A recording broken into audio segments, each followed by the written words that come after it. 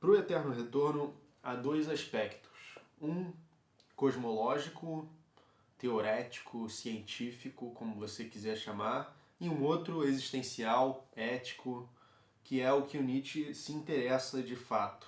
O aspecto cosmológico é o seguinte: não importa quantas coisas aconteçam no tempo, essa variedade de acontecimentos e fenômenos precisa ser finita. Não pode ser infinita. Porque uma hora todas as possibilidades, por mais abstratas, por mais criativas que sejam, que você possa conceber, elas vão acabar. E aí o que vai acontecer quando isso acontecer? Tudo vai voltar. Essa é a hipótese. E nisso, você passa a viver um eterno retorno. Tudo que você viveu vai voltar exatamente do jeito que você viveu. E esse aspecto cosmológico não é o aspecto mais interessante. Nietzsche não tem a intenção de fazer disso uma teoria científica, ele não pensa dessa forma, ele não se interessa por isso. Nós concebemos o tempo de modo linear, tanto em nossas vidas cotidianas quanto historicamente, com a ideia de um progresso para algum lugar que o Nietzsche critica, né? No entanto, intuitivamente percebemos de imediato que a vida na prática é um instante presente, é esse deixar de ser o devir. Mesmo assim, muita gente vive a sua vida inteira escapando, evadindo-se do instante presente, configurando sua trajetória vital como uma mera passagem, uma espera, como uma peregrinação para alguma coisa, para um paraíso. E a sua vida é suportada, ela não é amada e desejada. Ela é suportada com os pequenos prazeres que você tem no seu cotidiano, quando você não está no seu trabalho, quando você não está na fila do banco, que é marcada por uma simples evasão do instante, por um desejo de que o tempo passe. Quando você está no trabalho que você não gosta, você deseja que o tempo passe, para que você possa chegar em casa, para que você possa sair e se divertir. Sempre nos projetando no futuro, né? No além, ou lembrando do passado. A gente nunca está satisfeito, né, com o presente, a gente nunca está em paz. A gente está sempre numa posição de falta, de querer chegar em algum lugar. E isso não é um apelo que o Nietzsche faz para você se resignar, para você desistir das suas ambições. Não é isso. É viver como super-homem e implementar suas ambições no mundo, mas sem torná-las ideais ascéticos, salvações, paraísos. Eu vou ser feliz quando? Eu vou ser feliz quando eu tiver isso, quando eu conseguir aquilo. Não. Você tem que ter uma vida plena de realização e significado no presente, no instante, que é a única coisa que existe. E para superar essa forma historiográfica de conceber o tempo, Nietzsche propõe um eterno retorno.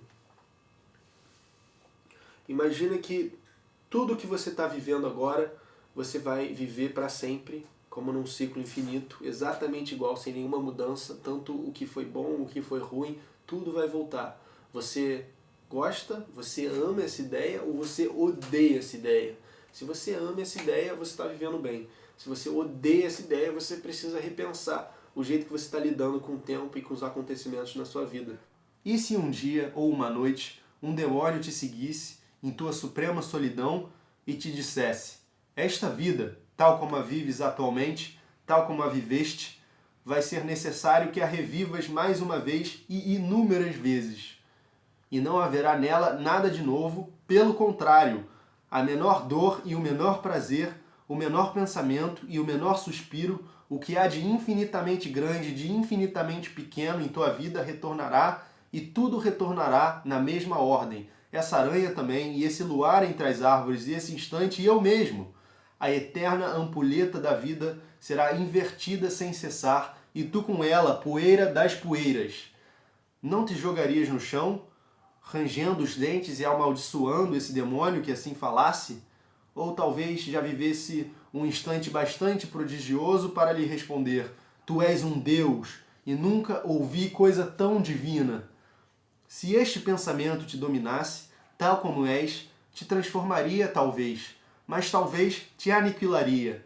A pergunta: queres isso ainda uma vez em um número incalculável de vezes? Esta pergunta pesaria sobre todas as tuas ações com um peso mais pesado. E então, como te seria necessário amar a vida e amar a ti mesmo para não desejar mais outra coisa que essa suprema e eterna confirmação, esse eterno e supremo selo. Quando você vive em completa aceitação e desejo dessa ideia de que tudo vai voltar exatamente como foi, todo o seu passado, todos os seus erros, todos os seus acertos vão continuar acontecendo, você vai viver e reviver para sempre, sem nenhuma mudança. Quando você aprova essa ideia, você aprova um instante, você redime um instante. Vamos falar um pouco do Zaratustra?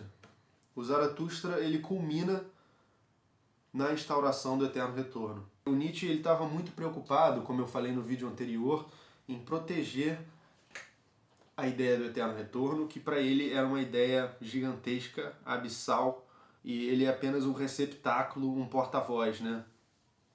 Então ele está sempre botando o Eterno Retorno na boca de outras pessoas. Na obra, quem pela primeira vez explicita a hipótese do Eterno Retorno é o anão, que representa o espírito do niilismo. O Zaratustra ele tem uma visão em que ele está tentando chegar ao alto, mas tem sempre um anão puxando ele para baixo.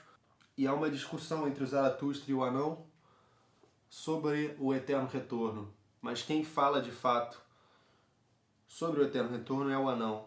Mas o Zaratustra não gosta, ele fica bravo do jeito que o anão expõe o Eterno Retorno, e é justamente o aspecto cosmológico que é dito ali. Ou seja, o Nietzsche sabia que a ideia seria mal compreendida, que seria tida como uma teoria, uma hipótese física, científica, ou o que quer que seja, e não a instauração que ele visava, né? É muito interessante porque depois ele também põe o Eterno Retorno na boca dos animais, que também o compreendem de modo equivocado, e Zaratustra se zanga com eles, né? O Zaratustra ele cala o Eterno Retorno, ele protege esse seu pensamento abissal e o sussurra apenas para a vida com quem ele dialoga no livro. O propósito do livro é que a sabedoria e a vida se unam.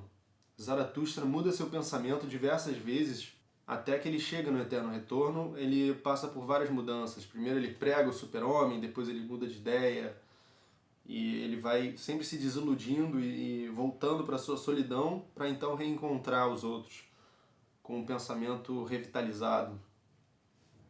E ele muda esse pensamento diversas vezes até que ele vira um receptáculo do Eterno Retorno, como que escolhido pela própria vida para ser seu porta-voz, né?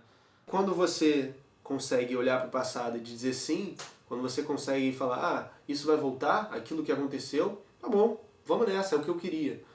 Aquilo que aconteceu de terrível vai voltar, vai continuar, eu vou viver. É como se você se olhasse como um herói trágico em uma bela obra de arte, ou um grande filme em que com o herói acontecem coisas terríveis que são necessárias para que exista conflito, para que exista drama. E você poder se ver como esse herói, que não está vivendo apenas os triunfos, mas também os momentos de decepção, de dor, de derrota, e afirmando eles. Isso tem que estar na minha narrativa para minha narrativa ser boa. Cada instante é a eternidade, que você voltará a experimentar sempre. As qualidades que atribuímos a passado e futuro se dissolvem, pois o futuro já aconteceu e o passado está a vir. O passado e o futuro perdem os sentidos que nós lhes atribuímos. São noções fantasmagóricas que não estão lá, são nadas. O Eterno Retorno redime o instante presente, que deixa de ser uma mera resultante, uma consequência do passado e um mero movimento em relação ao futuro. Concebido como Eterno Retorno, estes pontos iniciais e finais inexistem. O passado e o futuro, ao mesmo tempo que inexistem, eles existem em todos os pontos. O instante presente não pode ser passagem entre esses dois nadas, passado e futuro. O instante presente é tudo o que há e é a única ocasião de plenitude, de intensidade vital, que é o que Nietzsche quer que você tenha na sua vida, não só nos momentos de alegria, mas em todos os momentos. E se em seu instante presente você não desejaria que ele se repetisse eternamente, provavelmente você está vivendo a sua vida de um modo equivocado.